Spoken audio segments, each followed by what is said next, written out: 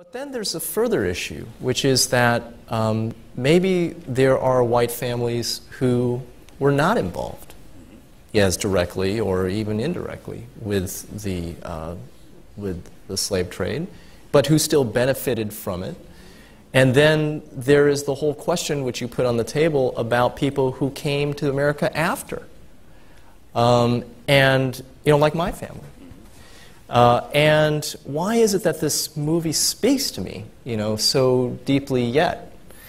And so what I would do is I think I would draw a distinction between a concept of guilt, which locates accountability in a sort of limited set of wrongdoers, and on the other hand, a concept of responsibility, which is, I think, a more broad suggestion that all of us, whatever our lineage, whatever our ancestry, whatever our complicity, still have a moral duty to, as Katrina says in the last bit, to make things right. And that's a moral duty that's incumbent upon everybody who inherits this nation, regardless of whatever the history is. And I think, to add one more point on top of that, the exercise of that responsibility, and this is, I think, where Ambassador Joseph has been taking us, necessarily requires the answer to the question, what are we willing to give up to make things right?